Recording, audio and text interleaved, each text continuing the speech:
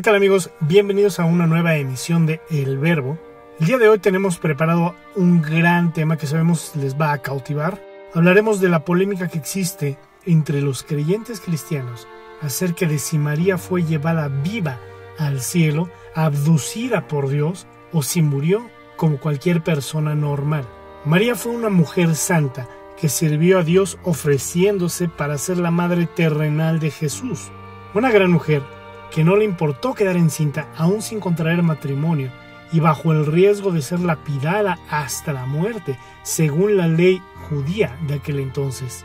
Pero gracias a José el carpintero, quien la desposó y se nombró padre de Jesús, nada malo sucedió. María es un tema de polémica y choque doctrinal entre evangélicos y católicos, ya que los evangélicos declaran que María no fue virgen toda su vida, ya que al estar casada con José el carpintero y después de dar a luz a Jesús, tuvo una vida normal, junto a su esposo, con el cual procreó algunos otros hijos. Algunos libros y escritos no bíblicos, pero sí históricos, así lo narran. De hecho, es sabido que Jacobo era el hermano carnal de Jesús. Otro punto polémico sobre María es acerca de lo que sucedió con ella después de que Jesús es muerto y resucitado. Muchos creyentes, tanto evangélicos como católicos, y estudiosos de las Escrituras, han creído durante siglos y hasta la actualidad que María no murió como las demás personas comunes y corrientes. De hecho, la mayoría creen que María fue abducida, o sea, llevada viva y totalmente consciente hasta la presencia de Dios en el cielo. Algunos otros creen que María simplemente se quedó profundamente dormida y de esa manera es como fue llevada al cielo. Esta última creencia está basada en algunos versículos bíblicos que afirman que la muerte entró en el mundo a causa del pecado, pero como María no había cometido pecado, se cree que entonces no le correspondía morir. Yo les voy a compartir mi punto para aclarar tan polémico asunto, afirmando que la madre de Jesús sí murió. Como cualquier ser humano, como cualquiera de nosotros, algún día moriremos.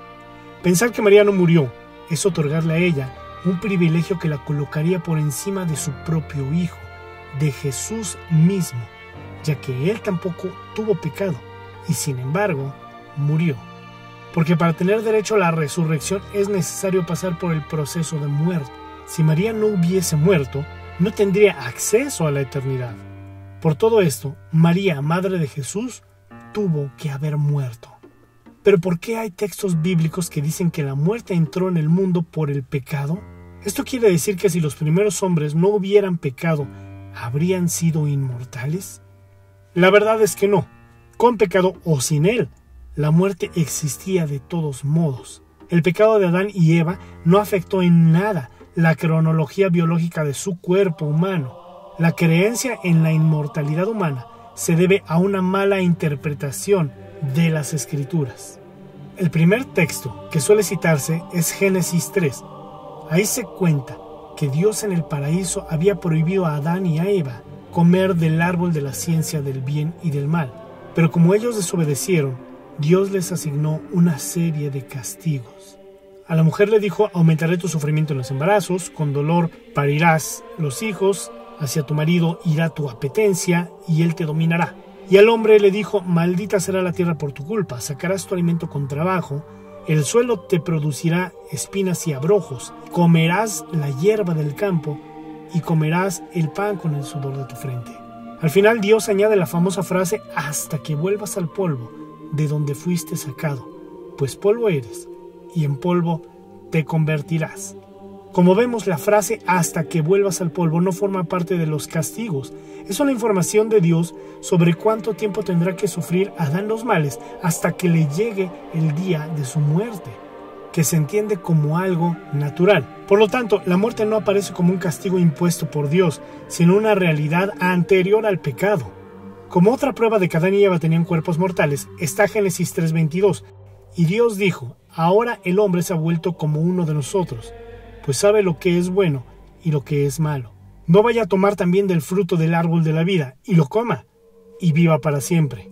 Esto pasa cuando Dios está casi por expulsar a Adán y Eva, y está pensando correrlos rápidamente, antes de que comieran de dicho fruto del árbol de la vida, y que ahora sí sus cuerpos fueran totalmente inmortales.